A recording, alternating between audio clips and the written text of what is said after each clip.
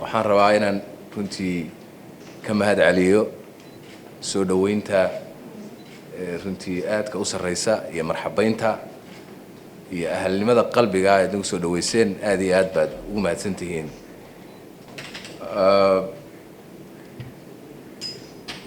waxaan ka mahad celinaynaa runtii soo dhaweyntaas annagoo rumaysan in ay noqonayso mid sii xoojisa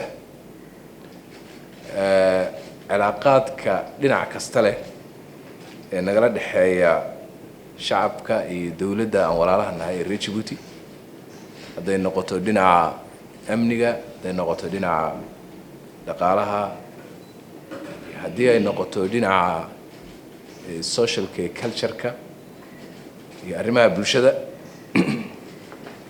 intaba waxaan rajaynaynaa insha Allah in ay kor u qaado booqashadani iyadoo sii jirtay markii horeba inay sii xoojiso. booqashadani waxay ka askumatay sida uu Prime Minister sheegay walaalkay safarkii ama is-araggii aan isku aragnay Tunis, markaas oo uu Prime Minister nagu marti qaaday inaan nimaadno dalkanagii labaad ee Djibouti. maanta in ilaahayna keenay waa ku faraxsanahay runtii.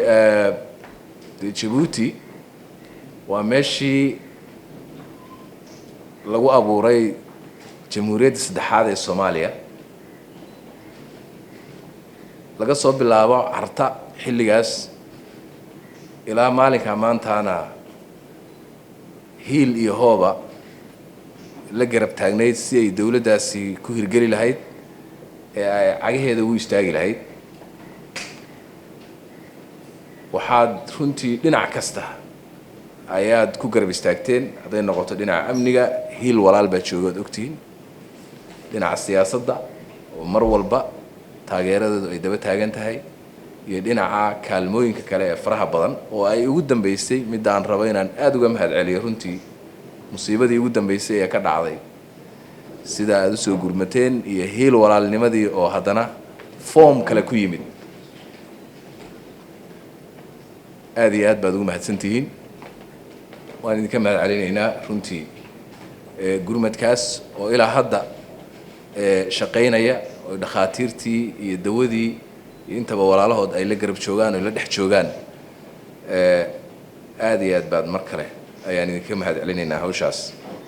iskaashigeenna insha Allah wuu xoogeysanayaa, midka amniga, midka dhaqaalaha iyo midka aad hadda ka hadashay mudane Prime Minister oo ah arrimaha hadda taagan ee droughts iyo environment-ga hadda dhibaatada climate change-ga ee dhibaatada adduunka ka jirta. waa ognahay labadii madaxweyneba waxay joogaan Sharm el-Sheikh, hawsha ay u joogaanna caalamkuna u joogana waa hawshaas. waxaan rajaynayaa innaga oo dhulkeennu uu runtii isku mid yahay oo aad isugu eg inaynu ka wada hawlgeli doono sidii aan uga hortegi lahayn in climate change-kaasi uu saameyn tuu hadda inagu sameeyey ka badan inagu sameeyo, iyo sidaan resilience u abuuri lahayn iyo in laga soo kabto.